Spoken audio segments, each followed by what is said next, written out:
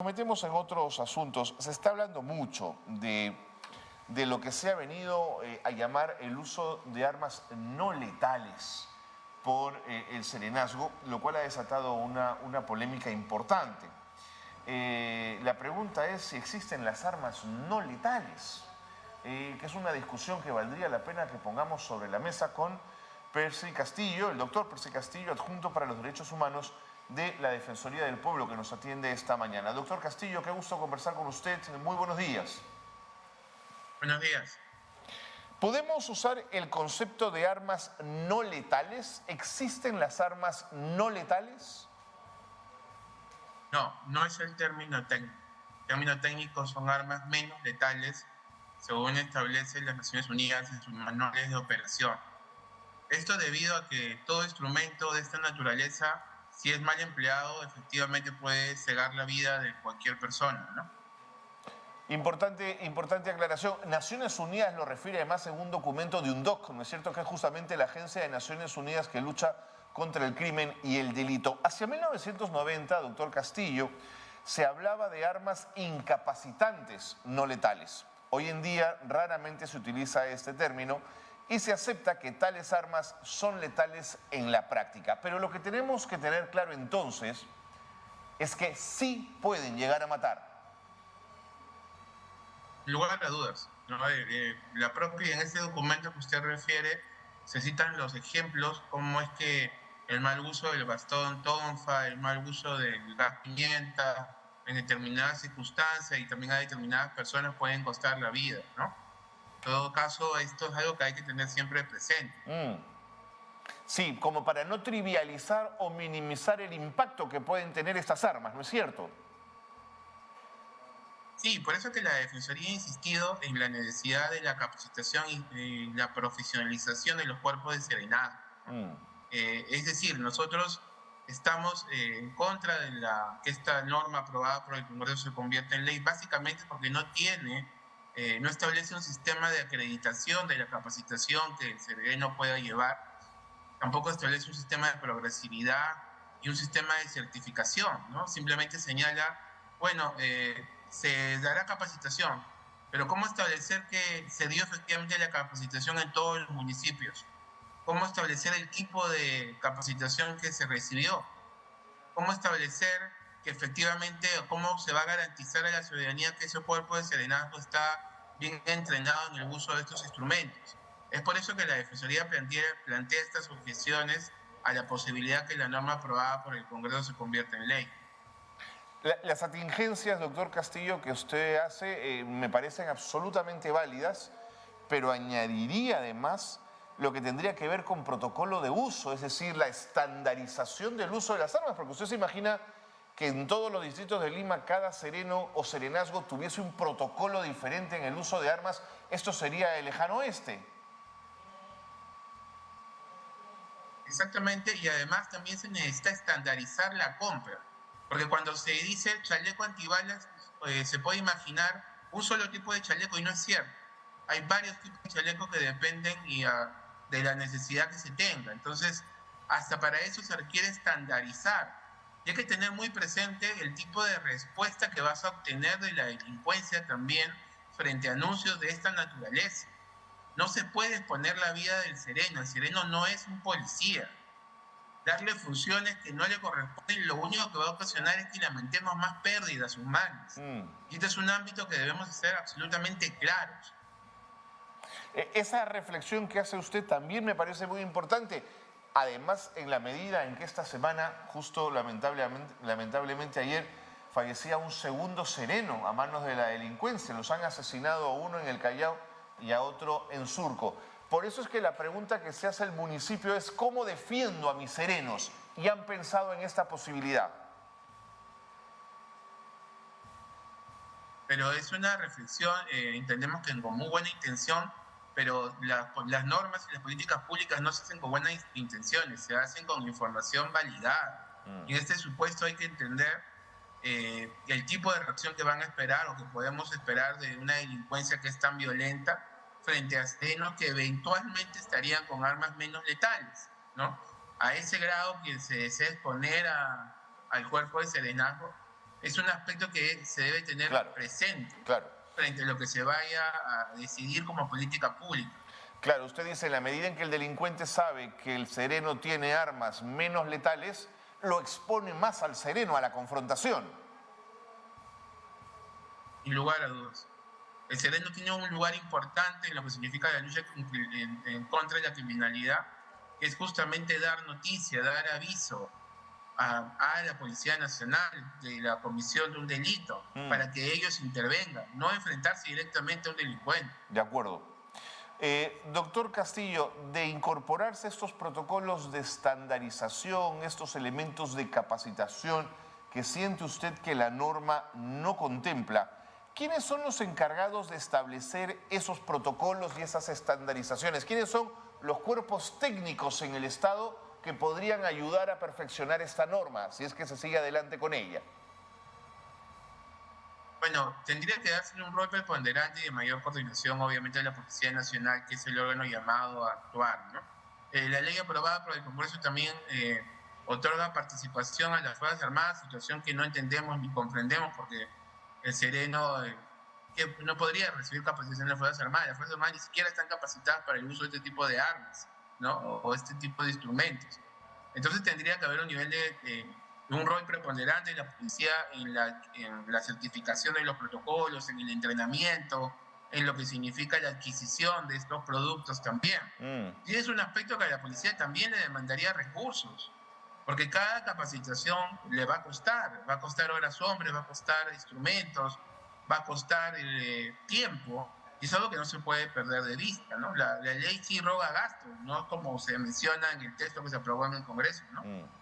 Ahora, doctor Castillo, lo que usted menciona me genera una preocupación, es decir, si en los últimos conflictos sociales hemos visto el comportamiento de la Policía Nacional del Perú, respaldado por el Ministerio del Interior, apoyado por el gobierno central, bonificado, ¿no es cierto?, en el uso de armas de fuego contra población desarmada, ¿cómo pueden capacitar ellos a los serenos? Es una preocupación que también hemos expresado, ¿no? Y hemos señalado con claridad que justamente se requiere un mayor entrenamiento de nuestra propia policía en el control de manifestaciones por los hechos que usted justamente ha señalado. Entonces, estamos frente a una situación en la cual el propio ente rector, en este caso, necesita también un entrenamiento constante para poderlo brindar hacia otras entidades como los cuerpos de serenos. Y hay que establecer que los policías, los miembros de la policía pasan por una escuela de no menos de 3 años, 2 años en algunos casos, y los cuerpos de serenos ni siquiera tienen en este momento funcionando un centro de capacitación, ¿no? Ahora, ¿cree usted que entre los objetivos que esta norma podría establecer, hablar de la inclusión de armas incapacitantes no letales para emplearlas cuando fuera apropiado, pero con el objetivo de ir restringiendo cada vez más el empleo de medios que puedan ocasionar lesiones o muertes? ¿Le parece un objetivo válido en tal caso? Uno, si el objetivo es brindar herramientas de protección al propio sereno en primer lugar, estamos de acuerdo en ese ámbito, ¿no?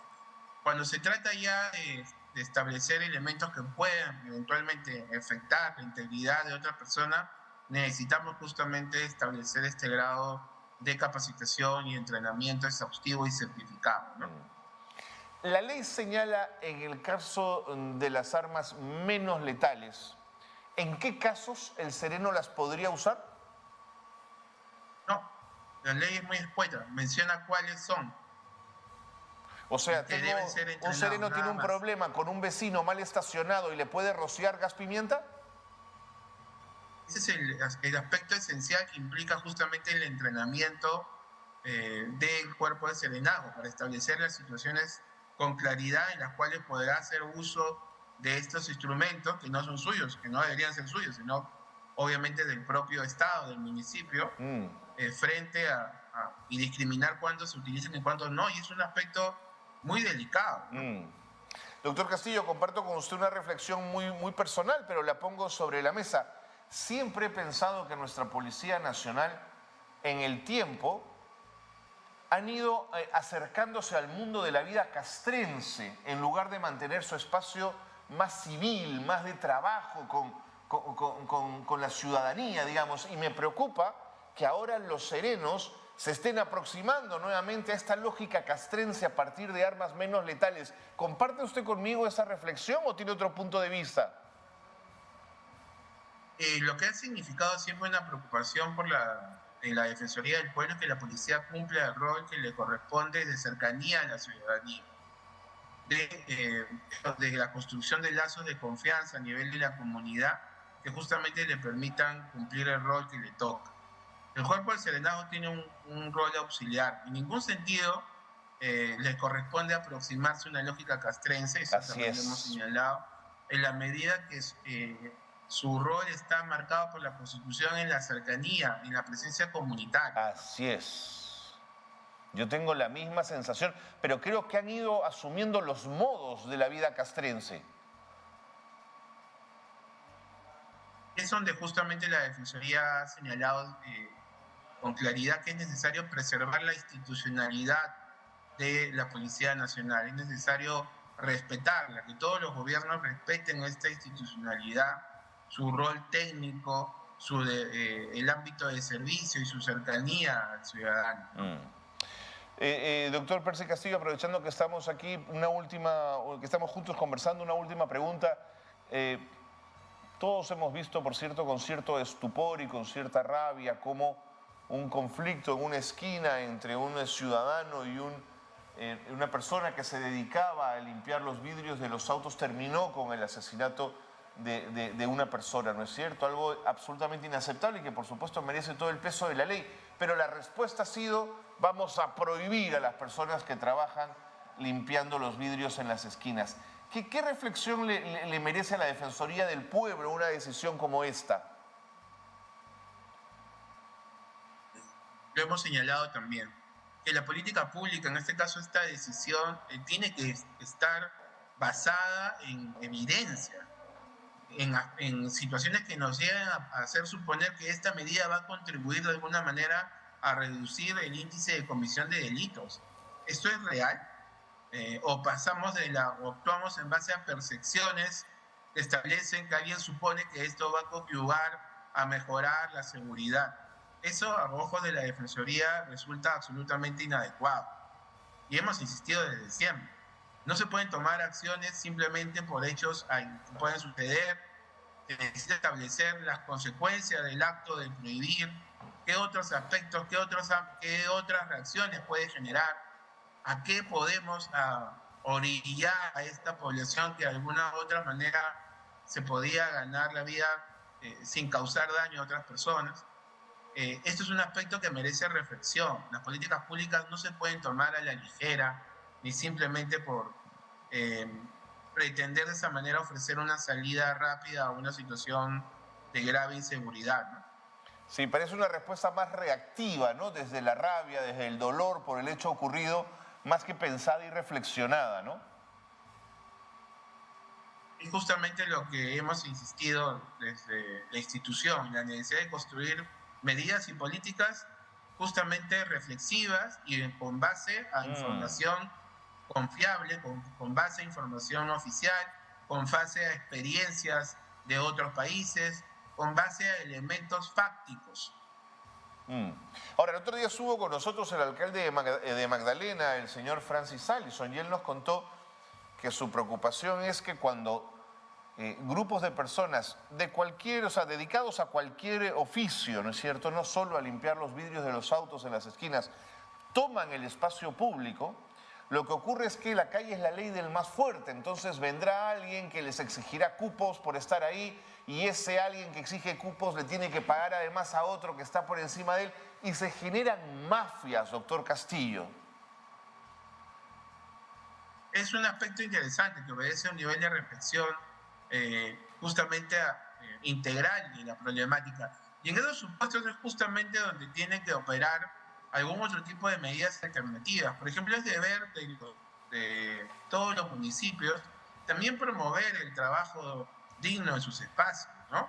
Ofrecer alternativas laborales es parte de la obligación que tienen los entes municipales, como los gobiernos regionales y el propio gobierno nacional.